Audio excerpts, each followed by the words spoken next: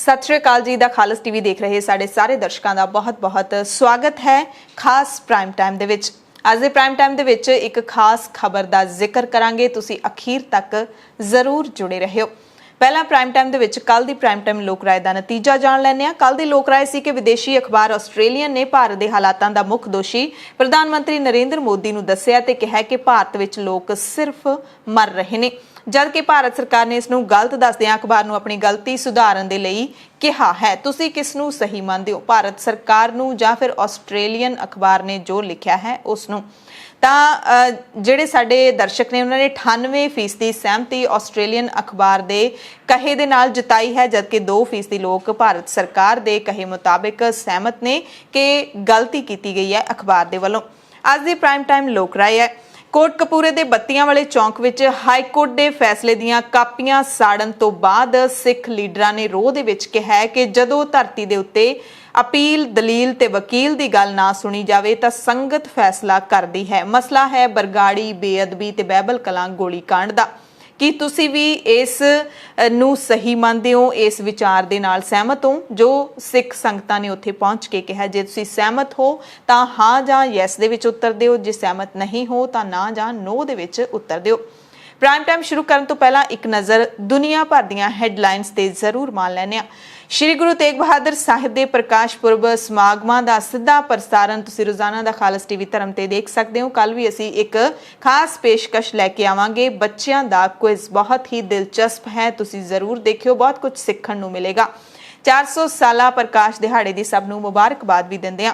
कोटकपूरा गोलीकांड दे विच सिट दा फैसला रद्द करन दे रोस विच सिख लीडरां ने हाईकोर्ट के फैसले दीआं कापियां साड़ियां ते कहा कि जदों धरती ते दलील अपील ते वकील की गल ना सुनी जाए तो संगत फैसला करदी है। अमृतसर दे विच सचखंड श्री दरबार साहिब के सामने पंजाब के साबका आईजी कुंवर विजय प्रताप सिंह दा सिख संगत ने सोने के मैडल नाल सन्मान किया। करोना ते सुप्रीम कोर्ट दे विच वड्डी सुनवाई हुई है, सख्ती दे नाल ताड़ना कीती है ते कहा है मोदी सरकार नूं कि सूचनावां ते कोई शिकंजा ना होवे, सरकार अपने नागरिकां दी आवाज़ सुने।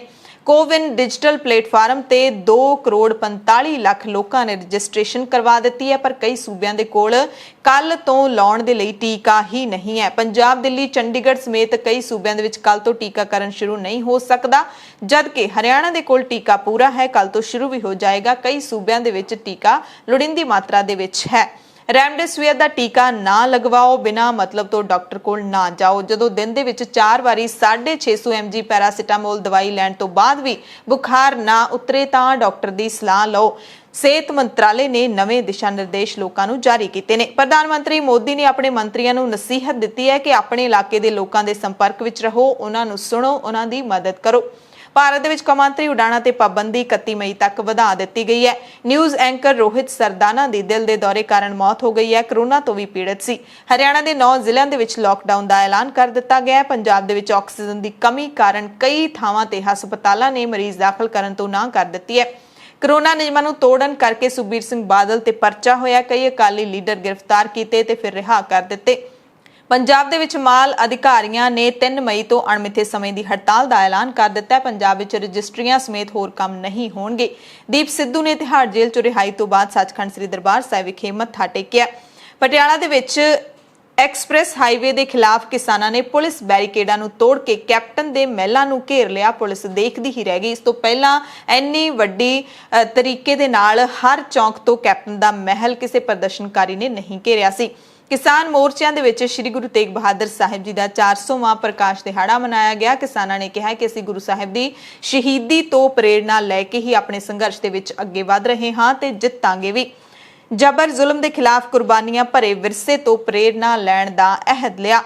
मजदूर किसान एकता दिवस मनाउण दे लई सैकड़े काफले दिल्ली पहुंच गए ने, यह भी किसान लीडरां ने जानकारी दी है। राकेश टिकैत कहते हैं कि गलबात लई असीं सरकार नाल तैयार हाँ, पर गलबात सिर्फ खेती कानून रद्द करन ते होवे तां ही करांगे।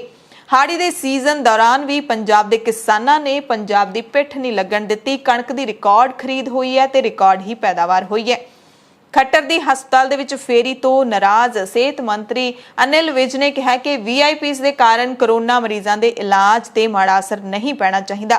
मध्य प्रदेश सरकार ने कामियां दे खात्यां विच 1000 रुपए ते लोड़वंदां नूं 10-10 किलो राशन देण दा ऐलान कर दिता है।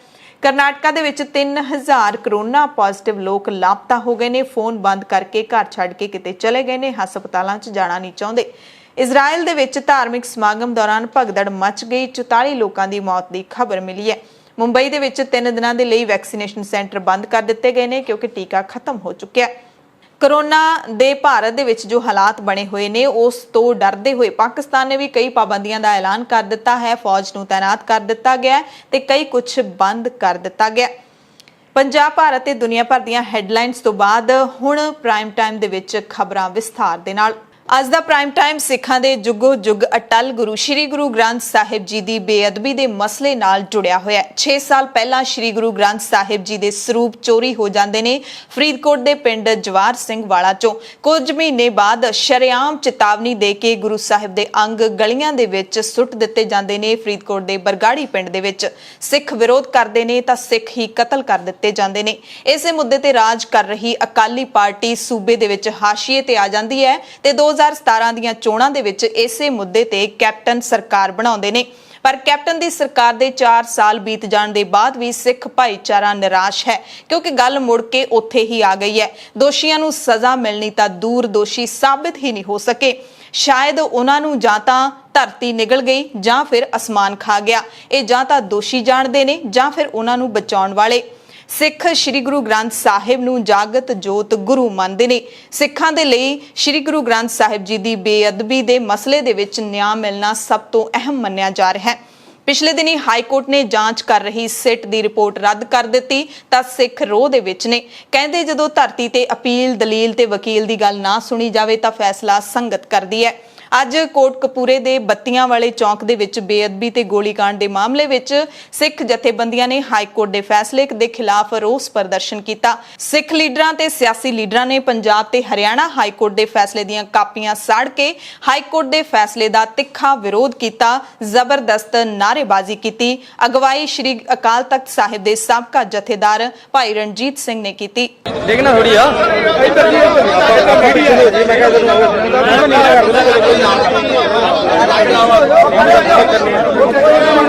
पीछे पीछे हो जाओ यार, मना मना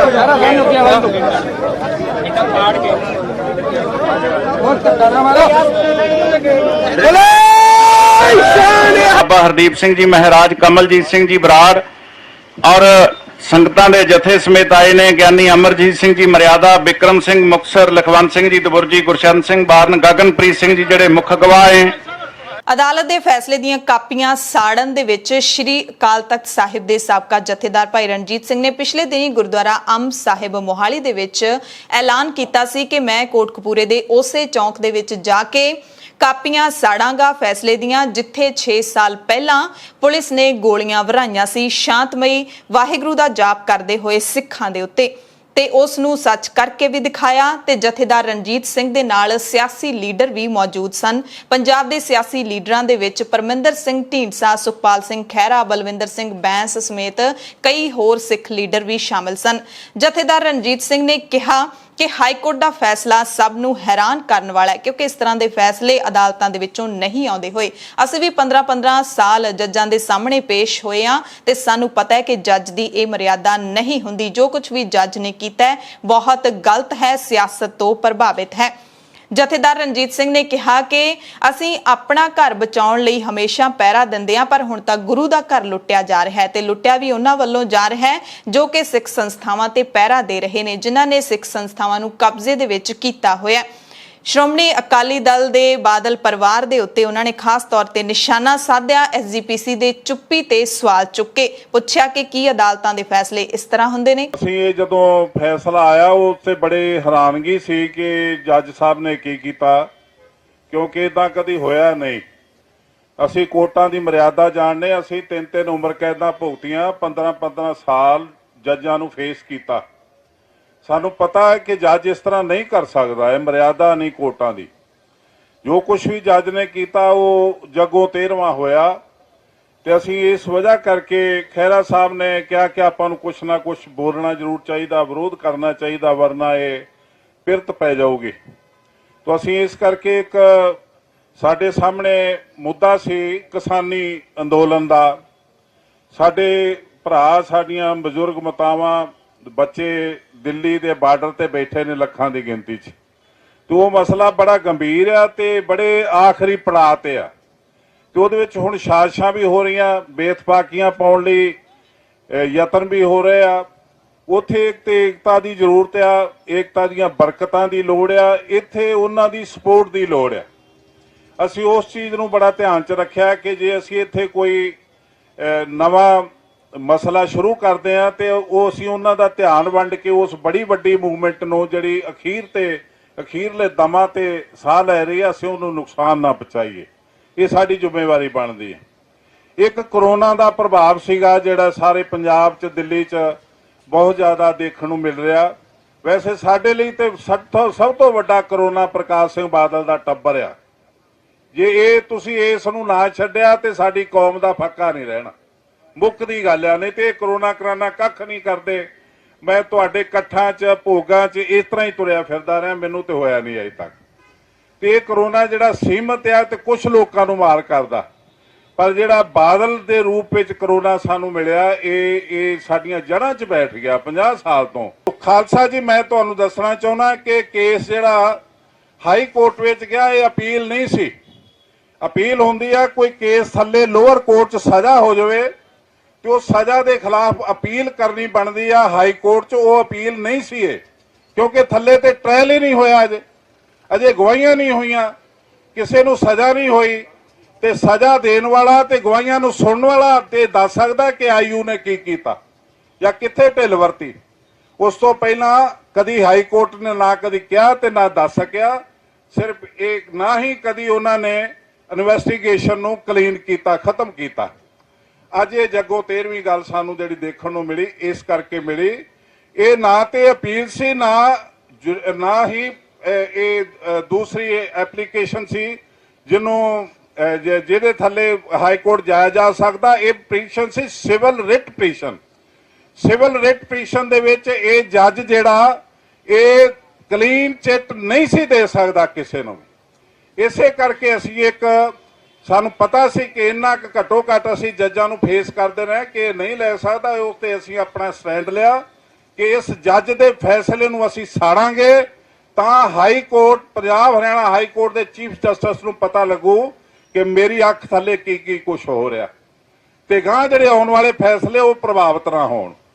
ਇਹ ਸਾਡਾ ਸਮੂਲਕ ਤੇ ਇੱਕ ਸਾਦਾ ਜਿਹਾ ਪ੍ਰੋਟੈਸਟ ਆ, ਇਸ ਕਰਕੇ ਕਿ ਅਸੀਂ ਜਾਗਦੇ ਰਹੀਏ। ਸਾਡੇ ਘਰ ਜੇ ਕੋਈ ਚੋਰ ਆਵੇ, ਲੁਟੇਰਾ ਆਵੇ ਤੇ ਉਹਦੀਆਂ ਲੱਤਾਂ ਭੰਨਣ ਨੂੰ ਸਾਡੇ ਹੱਥ 'ਚ ਡਾਂਗ ਹੋਵੇ। ਅਸੀਂ ਆਪਣਾ ਘਰ ਬਚਾਉਣ ਲਈ ਪਹਿਰਾ ਦਿੰਦੇ ਹਾਂ, ਪਰ ਗੁਰੂ ਦਾ ਘਰ ਲੁੱਟਿਆ ਜਾ ਰਿਹਾ। ਰੋਸ ਮੁਜ਼ਾਹਰੇ ਦੇ ਵਿੱਚ ਲੋਕ ਇਨਸਾਫ ਪਾਰਟੀ ਦੇ ਸਰਪ੍ਰਸਤ ਵਿਧਾਇਕ ਅਤੇ ਐਸਜੀਪੀਸੀ ਮੈਂਬਰ ਬਲਵਿੰਦਰ ਸਿੰਘ ਬੈਂਸ ਵੀ ਪਹੁੰਚੇ ਹੋਏ ਸੀ। ਤਿੱਖੇ ਸ਼ਬਦਾਂ ਦੇ ਵਿੱਚ ਉਹਨਾਂ ਨੇ ਕੈਪਟਨ ਅਮਰਿੰਦਰ ਸਿੰਘ ਨੂੰ ਸਵਾਲ ਕੀਤੇ। ਸ੍ਰੀ ਗੁਰੂ ਗ੍ਰੰਥ ਸਾਹਿਬ ਜੀ ਦੀ ਜਿਸ ਤਰੀਕੇ ਦੇ ਨਾਲ ਬੇਅਦਬੀ ਕੀਤੀ ਗਈ ਸੀ, ਉਸ ਕਾਂਡ ਨੂੰ ਉਹਨਾਂ ਨੇ ਲੋਕਾਂ ਦੇ ਸਾਹਮਣੇ ਪੇਸ਼ ਕੀਤਾ। ਹਾਲਾਂਕਿ ਸਾਰਿਆਂ ਨੂੰ ਪਤਾ ਹੈ ਕਿ ਬੇਅਦਬੀ ਦਾ ਉਹ ਕਾਂਡ ਕਿਸ ਤਰੀਕੇ ਦੇ ਨਾਲ ਵਾਪਰਿਆ ਸੀ। ਪ੍ਰਕਾਸ਼ ਸਿੰਘ ਬਾਦਲ ਦੀ ਸਰਕਾਰ ਸੀ, ਉਸ ਨੂੰ ਵੀ ਕਾਫੀ ਤਿੱਖੇ ਤਰੀਕੇ ਦੇ ਨਾਲ ਬਲਵਿੰਦਰ ਸਿੰਘ ਬੈਂਸ ਨੇ ਸਵਾਲ ਪੁੱਛੇ ਤੇ ਨਾਲ ਹੀ ਇਹ ਵੀ ਕਿਹਾ ਕਿ ਜਦੋਂ ਅਪੀਲ, ਦਲੀਲ ਤੇ ਵਕੀਲ ਦੀ ਗੱਲ ਨਾ ਸੁਣੀ ਜਾਵੇ ਤਾਂ ਸੰਗਤ ਫੈਸਲਾ ਕਰਦੀ ਹੈ। ਕੈਪਟਨ ਅਮਰਿੰਦਰ ਸਿੰਘ ਤੇ ਸਿੱਧਾ ਨਿਸ਼ਾਨਾ ਕੱਸਦਿਆਂ ਹੋਇਆਂ ਬਲਵਿੰਦਰ ਸਿੰਘ ਬੈਂਸ ਨੇ ਕਿਹਾ ਕਿ ਕੈਪਟਨ ਨੇ ਸ੍ਰੀ ਗੁਰੂ ਗ੍ਰੰਥ ਸਾਹਿਬ ਜੀ ਦੀ ਬੇਅਦਬੀ ਕਰਵਾਈ ਹੈ ਤੇ ਖੁਦ ਵੀ ਕੀਤੀ ਹੈ, ਕਿਉਂਕਿ ਕੈਪਟਨ ਨੇ ਪਵਿੱਤਰ ਗੁਟਕੇ ਤੇ ਹੱਥ ਰੱਖ ਕੇ ਝੂਠੀ ਸਹੁੰ ਖਾਧੀ ਕਿ ਸਰਕਾਰ ਸਾਡੀ ਜਦੋਂ ਆਊਗੀ ਤਾਂ 3 ਮਹੀਨਿਆਂ ਦੇ ਵਿੱਚ ਅਸੀਂ ਦੋਸ਼ੀਆਂ ਨੂੰ ਜੇਲ੍ਹਾਂ ਦੇ ਵਿੱਚ ਡੱਕ ਦਿਆਂਗੇ। ਅੱਜ 4.25 ਸਾਲ ਹੋ ਗਏ, ਫੈਸਲਾ ਨਹੀਂ ਹੋਇਆ। ਕੈਪਟਨ ਨੂੰ ਤਿੱਖੇ ਸਵਾਲ ਕਿਹੜੇ ਪੁੱਛੇ ਨੇ ਬਲਵਿੰਦਰ ਸਿੰਘ ਬੈਂਸ ਨੇ, ਉਹ ਕੋਟਕਪੂਰੇ ਦੇ ਬੱਤੀਆਂ ਵਾਲੇ ਚੌਂਕ ਤੋਂ ਉਹਨਾਂ ਦੀ ਤਕਰੀਰ ਤੁਹਾਨੂੰ ਸੁਣਾਉਂਦੇ ਹਾਂ। ਪ੍ਰਕਾਸ਼ ਸਿੰਘ ਬਾਦਲ ਦੇ ਰਾਜ ਭਾਗ ਵਿੱਚ ਸ੍ਰੀ ਗੁਰੂ ਗ੍ਰੰਥ ਸਾਹਿਬ ਦਾ ਅੰਗ ਅੰਗ ਕਰਕੇ ਰੂੜੀਆਂ ਤੇ ਖਿਲਾਰਿਆ ਗਿਆ। ਹਰੇਕ ਸਿੱਖ ਰੋਸ ਵਿੱਚ ਸੀ। ਬਈ ਕਾਰਨ ਕੀ ਹੈ ਕਿ ਜੱਬੇ ਬਾਣ ਲੱਗਿਓ ਤਬੇ ਰੋਸ ਜਾਗਿਓ। ਇੱਕ ਪਰਖ ਦੀ ਘੜੀ ਆਈ ਜਦੋਂ ਧਰਤੀ ਤੇ ਅਪੀਲ, ਦਲੀਲ ਤੇ ਵਕੀਲ ਦੀ ਗੱਲ ਸੁਣੀ ਜਾਣੀ ਬੰਦ ਹੋ ਜੇ ਤਾਂ ਫਿਰ ਇੱਕ ਸਮਾਂ ਆਉਂਦਾ ਜਦੋਂ ਮੁੜ ਕੇ ਗੱਲ ਸੰਗਤ ਦੇ ਕਟਹਿਰੇ ਵਿੱਚ ਆਉਂਦੀ ਹੈ, ਜਦੋਂ ਦੁਬਾਰਾ ਇੰਨੀ ਕੁ ਪਰਚੀ ਵੱਡੇ ਵੱਡੇ ਲੋਕਾਂ ਦੀ ਚੰਗੀ ਤਰ੍ਹਾਂ ਘੀਸੀ ਕਰਾ ਦਿੰਦੀ ਹੈ ਤੇ ਗੁਰੂ ਪਿਆਰਿਓ ਚੋਣ ਦੁਬਾਰਾ ਆ ਗਈ। ਸਿੰਘ ਜਿਉਂਦੇ ਜੀ ਰੰਬੀ ਨਾਲ ਖੋਪਰੀ ਲਹਾ ਸਕਦਾ, ਸਿੱਖ ਜਿਉਂਦੇ ਜੀ ਚਰਖੜੀ ਤੇ ਚੜ ਸਕਦਾ ਹੈ, ਪਰ ਗੁਰੂ ਪਿਆਰਿਓ ਸਿੱਖ ਕਦੇ ਪਵਿੱਤਰ ਗੁਟਕੇ ਤੇ ਹੱਥ ਰੱਖ ਕੇ ਝੂਠੀ ਸੌ ਨਹੀਂ ਖਾ ਸਕਦਾ। ਕੈਪਟਨ ਅਮਰਿੰਦਰ ਸਿੰਘ ਜੀ ਨੇ ਪਵਿੱਤਰ ਗੁਟਕੇ ਤੇ ਹੱਥ ਰੱਖ ਕੇ ਸਾਡੇ ਸਿਧਾਂਤ ਨੂੰ ਸੱਟ ਮਾਰੀ ਕਿ ਮੈਂ 3 ਮਹੀਨਿਆਂ 'ਚ ਮੇਰੀ ਸਰਕਾਰ ਆ ਗਈ, ਮੈਂ 3 ਮਹੀਨਿਆਂ 'ਚ ਸ੍ਰੀ ਗੁਰੂ ਗ੍ਰੰਥ ਸਾਹਿਬ ਦਾ ਨਰਾਦਨ ਕਰਨ ਵਾਲਿਆਂ ਨੂੰ ਜੇਲ੍ਹਾਂ 'ਚ ਡੱਕ ਦੂੰਗਾ। ਗੁਰੂ ਪਿਆਰਿਓ, ਅੱਜ ਸਮਾਂ ਪੁੱਛਦਾ ਹੈ, ਅੱਜ ਸਿੱਖ ਸੰਗਤ ਪੁੱਛਦੀ ਹੈ ਕਿ 4.25 ਸਾਲ ਹੋ ਗਏ ਕੈਪਟਨ ਸਾਹਿਬ ਦਾ ਪ੍ਰਤੀਕਰਮ ਤੁਸੀਂ ਵੀ ਦੇਖਿਆ, ਮੈਂ ਵੀ ਦੇਖਿਆ। ਆ ਜੱਜ ਸਾਹਿਬ ਨੇ ਦੇਖੋ ਫੈਸਲਾ ਹੁੰਦਾ ਹੈ ਤੱਥਾਂ ਦੇ, ਜੱਜ ਸਾਹਿਬ ਤੱਥਾਂ ਤੋਂ ਪਾਸੇ ਜਾ ਕੇ ਉਹ ਗੱਲਾਂ ਫੈਸਲੇ 'ਚ ਲਿਖ ਗਏ ਜਿਹੜੀਆਂ ਰਿਪੋਰਟ 'ਚ ਵੀ ਹੈ ਨਹੀਂ, ਤੇ ਕੈਪਟਨ ਅਮਰਿੰਦਰ ਸਿੰਘ ਬੋਲਦੇ ਐ। ਯਾਦ ਰੱਖਿਓ ਕੀ ਬੋਲੇ, ਕਹਿੰਦੇ ਇਸ ਫੈਸਲੇ ਵਿੱਚ ਰਾਜਨੀਤੀ ਹੋ ਗਈ। ਮੈਂ ਇੱਕ ਬੇਨਤੀ ਕਰਾਂ ਕੈਪਟਨ ਸਾਹਿਬ, ਅੱਜ ਪੰਜਾਬ ਦੀ ਰਾਜਨੀਤੀ ਦੇ ਤੁਸੀਂ ਮੁਖੀ ਹੋ, ਜੇ ਤੁਹਾਨੂੰ ਲੱਗਦਾ ਹੈ ਕਿ ਰਾਜਨੀਤੀ ਹੋ ਗਈ, ਲੋ ਮੈਂ ਮੰਗ ਕਰਦਾ, ਲਿਖ ਕੇ ਵੀ ਭੇਜੂਗਾ ਕਿ ਇੱਕ ਦਿਨ ਵਿਧਾਨ ਸਭਾ ਦਾ ਸਪੈਸ਼ਲ ਸਦਨ ਸੱਦ, ਉਸ ਸਦਨ ਵਿੱਚ ਇਸ ਫੈਸਲੇ ਦੀਆਂ ਕਾਪੀਆਂ ਟੇਬਲ ਕੀਤੀਆਂ ਜਾਣ, ਉਹਦੇ ਤੇ ਪੂਰੇ ਦਿਨ ਦੀ ਇਸ ਫੈਸਲੇ ਤੇ ਖੁੱਲੀ ਬਹਿਸ ਹੋਏ। ਅਸੀਂ ਵੀ ਹੋਕਾ ਦੇ ਕੇ ਆਏ ਹਾਂ ਕਿ ਹਰੇਕ ਤਹਿਸੀਲ ਵਿੱਚ, ਹਰੇਕ ਜ਼ਿਲ੍ਹੇ ਵਿੱਚ ਇਸ ਫੈਸਲੇ ਦੀਆਂ ਕਾਪੀਆਂ ਖੁੱਲੀਆਂ ਪਾੜੀਆਂ ਜਾਣ ਤੇ ਸਾੜੀਆਂ ਜਾਣ। ਕੋਟਕਪੂਰੇ ਦੇ ਵਿੱਚ ਭੁਲੱਥ ਤੋਂ ਵਿਧਾਇਕ ਸੁਖਪਾਲ ਸਿੰਘ ਖਹਿਰਾ ਵੀ ਗੱਜੇ। ਖਹਿਰਾ ਨੇ ਲੋਕਾਂ ਨੂੰ ਸੰਬੋਧਨ ਕਰਦਿਆਂ ਕਿਹਾ ਕਿ 6 ਸਾਲ ਪਹਿਲਾਂ ਇਸੇ ਚੌਂਕ ਦੇ ਵਿੱਚ ਸ੍ਰੀ ਗੁਰੂ ਗ੍ਰੰਥ ਸਾਹਿਬ ਜੀ ਦੀ ਬੇਅਦਬੀ ਦਾ ਇਨਸਾਫ ਮੰਗਣ ਵਾਸਤੇ ਸ਼ਾਂਤਮਈ ਢੰਗ ਦੇ ਨਾਲ ਬੈਠੇ ਬਜ਼ੁਰਗ ਬੀਬੀਆਂ ਤੇ ਹੋਏ ਤਸ਼ੱਦਦ ਅਤੇ ਚੱਲੀਆਂ ਗੋਲੀਆਂ ਦੇ ਮਾਮਲੇ ਦੀ ਰਿਪੋਰਟ ਨੂੰ ਹਾਈ ਕੋਰਟ ਨੇ ਜੋ ਢਹਿ ਢੇਰੀ ਕੀਤਾ, ਉਸ ਦੇ ਖਿਲਾਫ ਅਸੀਂ ਰੋਸ ਪ੍ਰਗਟਾ ਰਹੇ ਹਾਂ। ਖਹਿਰਾ ਨੇ ਕਿਹਾ ਜਦੋਂ ਇਨਸਾਫ ਦੇ ਵਿੱਚ ਦੇਰੀ ਹੋਵੇ ਤਾਂ ਉਸ ਨੂੰ ਇਨਸਾਫ ਨਹੀਂ ਕਿਹਾ ਜਾਂਦਾ, ਉਹ ਇੱਕ ਲੰਗੜਾ ਇਨਸਾਫ ਹੁੰਦਾ ਤੇ ਸਾਡੇ ਨਾਲ ਵੀ ਇਸੇ ਤਰੀਕੇ ਦੇ ਨਾਲ ਹੀ ਹੋਇਆ। ਖਹਿਰਾ ਨੇ ਪੰਜਾਬ ਦਾ ਇਤਿਹਾਸ ਯਾਦ ਕਰਵਾਉਂਦਿਆਂ ਕਿਹਾ ਕਿ ਪੰਜਾਬ ਦੇ ਨਾਲ ਹਮੇਸ਼ਾ ਹੀ ਦਿੱਲੀ ਦੀਆਂ ਸਰਕਾਰਾਂ ਧੱਕਾ ਕਰਦੀਆਂ ਰਹੀਆਂ ਨੇ, ਚਾਹੇ ਉਹ 84 ਦਾ ਇਨਸਾਫ ਹੋਵੇ, ਦਰਿਆਈ ਪਾਣੀਆਂ ਦਾ ਇਨਸਾਫ ਹੋਵੇ ਜਾਂ ਫਿਰ ਹੁਣ ਬੇਅਦਬੀ ਦਾ ਇਨਸਾਫ ਹੋਵੇ। ਇਸ ਮਸਲੇ ਦੇ ਵਿੱਚ ਵੀ ਸਾਡੇ ਇਨਸਾਫ ਦੇ ਨਾਲ ਗਰਭਪਾਤ ਹੋਇਆ, ਯਾਨੀ ਕਿ ਇਨਸਾਫ ਨੇ ਹਲੇ ਜੰਮਣਾ ਸੀ, ਜੰਮਣ ਤੋਂ ਪਹਿਲਾਂ ਹੀ ਉਸ ਨੂੰ ਮਾਰ ਦਿੱਤਾ ਗਿਆ ਹੈ। ਕੁੰਵਰ ਵਿਜੇ ਪ੍ਰਤਾਪ ਸਿੰਘ ਦੀ ਸਿੱਟ ਜੋ ਜਾਂਚ ਕਰ ਰਹੀ ਸੀ ਉਸ ਤੇ ਭਰੋਸਾ ਜਤਾਉਂਦਿਆਂ ਉਹਨਾਂ ਨੇ ਇਹ ਗੱਲ ਕੀਤੀ ਹੈ। ਪ੍ਰਕਾਸ਼ ਸਿੰਘ ਬਾਦਲ, ਕੈਪਟਨ ਅਮਰਿੰਦਰ ਸਿੰਘ ਦੋਵਾਂ ਪਰਿਵਾਰਾਂ ਨੂੰ ਕਟਹਿਰੇ ਦੇ ਵਿੱਚ ਖੜਾ ਕੀਤਾ ਸੁਖਪਾਲ ਸਿੰਘ ਖਹਿਰਾ ਨੇ। ਇਸ ਦੇਸ਼ ਤੇ ਰਾਜ ਕਰਨ ਵਾਲੇ ਚਾਹੇ ਪਾਰਟੀਆਂ ਕੋਈ ਹੋਣ, ਉਹਨਾਂ ਨੇ ਖਾਸ ਤੌਰ ਤੇ ਘੱਟ ਗਿਣਤੀਆਂ ਦੇ ਖਿਲਾਫ ਬਾਰਡਰ ਸਟੇਟ ਤੇ ਜਿਹੜੇ ਆਪਾਂ ਲੋਕ ਵਸਦੇ ਆ ਉਹਨਾਂ ਦੇ ਪ੍ਰਤੀ ਪੱਕਾ ਇੱਕ ਮਨ ਬਣਾਇਆ ਹੋਇਆ ਕਿ ਇਹਨਾਂ ਨੂੰ ਕਿਸੇ ਤਰ੍ਹਾਂ ਦਾ ਇਨਸਾਫ ਨਹੀਂ ਲੈਣ ਦੇਣਾ, ਚਾਹੇ ਉਹ 1984 ਦੇ ਸਿੱਖ ਕਤਲੇਆਮ ਦਾ 37-38 ਸਾਲ ਦਾ ਇਨਸਾਫ ਹੈ, ਚਾਹੇ ਸਾਡੇ ਪੰਜਾਬ ਦੇ ਦਰਿਆਈ ਪਾਣੀਆਂ ਦਾ ਇਨਸਾਫ ਹੈ ਜਿਹੜਾ ਪਿਛਲੇ 4-5 ਦਹਾਕਿਆਂ ਤੋਂ ਅਦਾਲਤਾਂ 'ਚ ਲਟਕੀ ਜਾਂਦਾ, ਘੁੰਮੀ ਜਾਂਦਾ। ਇਸ ਲਈ ਮਾਯੂਸ ਹੋਣ ਦੀ ਲੋੜ ਨਹੀਂਗੀ। ਜੇ ਕੋਈ ਇਨਸਾਫ ਨਹੀਂ ਦਿੰਦਾ ਇਹਦਾ ਮਤਲਬ ਇਹ ਨਹੀਂਗਾ ਕਿ ਆਪਾਂ ਇਨਸਾਫ ਮੰਗਣੋਂ ਤੇ ਇਨਸਾਫ ਲੈਣੋਂ, ਆਪਣਾ ਅਧਿਕਾਰ ਲੈਣੋਂ ਹਟ ਜਾਣਾ ਵਾ। ਮੈਨੂੰ ਦੁੱਖ ਨਾਲ ਕਹਿਣਾ ਪੈ ਰਿਹਾ ਕਿ ਤੁਸੀਂ ਤਾਂ ਕੋਈ ਕਸਰ ਹੀ ਨਹੀਂ ਛੱਡੀ ਸੀਗੀ। ਪੰਜਾਬ ਦੇ ਲੋਕਾਂ ਨੇ ਪਿਛਲੇ 3-4 ਸਾਲਾਂ 'ਚ ਬਹੁਤ ਵੱਡੀਆਂ ਮੂਵਮੈਂਟਾਂ ਖੜੀਆਂ ਕੀਤੀਆਂ ਨੇ। ਲੱਖਾਂ ਦੀ ਤਾਦਾਦ ਵਿੱਚ ਲੋਕ ਦਿੱਲੀ ਦੇ ਬਰੂਹਾਂ ਦੇ ਉੱਤੇ ਬੈਠੇ ਹੋਏ ਨੇ। 400, 350, 400 ਕਿਸਾਨ ਜਾਨ ਗਵਾ ਚੁੱਕਿਆ ਵਾ। ਇੱਥੇ ਬਰਗਾੜੀ ਦਾ ਮੋਰਚਾ ਲਾਇਆ ਸੀਗਾ, ਸਾਰਾ ਪੰਜਾਬ ਆਣ ਕੇ ਇੱਥੇ ਝੁੱਕ ਗਿਆ। ਉਹ ਤਾਂ ਗੱਲ ਲੱਗ ਗਿਆ ਕਿ ਆਪਣੇ ਜਿਹੜੇ ਆਗੂ ਹੁੰਦੇ ਨੇ ਉਹ ਬਦਕਿਸਮਤੀ ਦੇ ਨਾਲ ਜਦੋਂ ਇਨਸਾਫ ਦੀ ਲੜਾਈ ਦਾ ਟੇਬਲ ਤੇ ਗੱਲ ਬਹਿ ਕੇ ਆ ਕੇ ਮੌਕਾ ਹੁੰਦਾ ਕੋਈ ਫੈਸਲਾ ਕਰਨ ਦਾ, ਉਦੋਂ ਆਪਾਂ ਪਿੱਛੇ ਹਟ ਜਾਂਦੇ। ਕਾਰਨ ਕਈ ਮੈਂ ਉਹਨਾਂ ਵਿੱਚ ਜਾਣਾ ਨਹੀਂ ਚਾਹੁੰਦਾ। ਇਸ ਲਈ ਇਹ ਮਿੱਥ ਕੇ ਫੈਸਲਾ ਆਇਆ ਵਾ ਔਰ ਬੜੇ ਸਧਾਰਨ ਜਿਹੜੇ ਕਾਨੂੰਨ ਦੇ ਨਾਲ ਰਾਏ ਰੱਖਦੇ ਲੋਕ ਸਭ ਨੂੰ ਪਤਾ ਵਾ ਕਿ ਜੋ ਹਾਈ ਕੋਰਟ ਨੇ ਕੀਤਾ ਉਹ ਟ੍ਰਾਇਲ ਕੋਰਟ ਦਾ ਕੰਮ ਸੀ। ਫਰੀਦਕੋਟ ਦਾ 9 ਚਲਾਨ ਪੇਸ਼ ਹੋ ਚੁੱਕੇ ਸੀਗੇ, ਉੱਥੇ ਗਵਾਹੀਆਂ ਸ਼ੁਰੂ ਹੋ ਚੁੱਕੀਆਂ ਸੀ।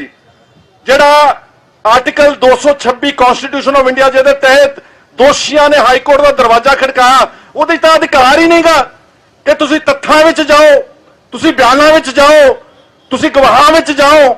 ਇਹ ਤਾਂ ਹਾਈ ਕੋਰਟ ਦਾ ਕੰਮ ਹੀ ਕੋਈ ਨਹੀਂ ਸੀਗਾ। ਤੇ ਜਿਹੜਾ ਲੋਕਾਂ ਨੇ ਕੋਈ ਗੁਹਾਰ ਨਹੀਂ ਲਾਈ, ਬਾਦਲ ਦੇ ਟੱਬਰ ਨੇ ਕੋਈ ਅਰਜ਼ੀ ਨਹੀਂ ਦਿੱਤੀ, ਉਸ ਜੱਜਮੈਂਟ ਵਿੱਚ ਸਭ ਤੋਂ ਪ੍ਰੋਮਿਨੈਂਟ ਨਾਮ ਬਾਦਲ ਦੇ ਪਰਿਵਾਰ ਨੂੰ ਕਲੀਨ ਚਿੱਟ ਦੇਣਾ, ਇੱਥੋਂ ਸਮਝੋ ਕਿ ਇਹਨਾਂ ਦਾ ਮਨਸੂਬਾ ਕੀ ਹੈ।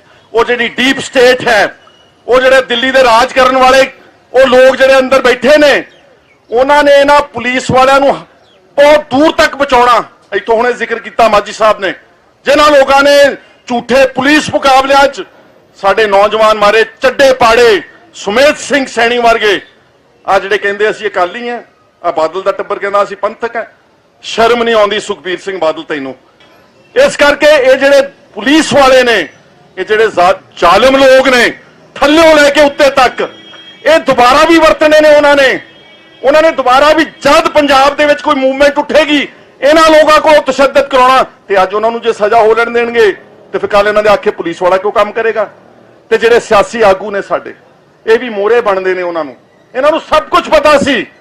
ਬਾਦਲ ਦੇ ਰਾਜ ਵਿੱਚ 1.5 ਸਾਲ ਦਾ ਸਮਾਂ ਅਣਪਛਾਤੇ ਬੰਦਿਆਂ ਦੇ ਖਿਲਾਫ FIR ਦਰਜ ਕਰਨੀ, ਕੋਟਕਪੂਰੇ ਦੀ FIR ਜਿਹੜੀ ਪਹਿਲੀ ਆ ਉਹ ਪੁਲਿਸ ਵੱਲੋਂ ਪਬਲਿਕ ਦੇ ਉੱਤੇ ਆ ਦੂਜੀ ਤਾਂ 2018 ਜਸਟਿਸ ਰਣਜੀਤ ਸਿੰਘ ਕਮਿਸ਼ਨ ਦੀ ਰਿਪੋਰਟ ਤੋਂ ਬਾਅਦ ਅਜੀਤ ਸਿੰਘ ਦੇ ਚੂੜੇ ਵਿੱਚ ਗੋਲੀ ਆਇਡੈਂਟੀਫਾਈ ਕਰਕੇ 307 ਦਾ ਪਰਚਾ ਦਰਜ ਕੀਤਾ ਗਿਆ। ਇਸ ਕਰਕੇ ਅੰਗਰੇਜ਼ੀ 'ਚ ਨਾ ਦੋ ਛੋਟੇ ਜਿਹੇ ਕੋਟਸ ਨੇ ਕਾਨੂੰਨ ਦੇ ਮੁਤਲਕ, ਇੱਕ ਹੈਗਾ ਜਸਟਿਸ ਡਿਲੇਡ, ਇਸ ਜਸਟਿਸ ਡਿਨਾਈਡ। ਦੁਨੀਆ ਕਹਿੰਦੀ, ਮੈਂ ਨਹੀਂ ਕਹਿੰਦਾ, ਵੱਡੇ ਵੱਡੇ ਵਿਦਵਾਨ, ਜਿਹੜਾ ਇਨਸਾਫ ਸਮੇਂ ਸਿਰ ਨਾ ਮਿਲੇ ਉਹ ਕੋਈ ਇਨਸਾਫ ਨਹੀਂਗਾ ਮੇਰੇ ਵੀਰੋ।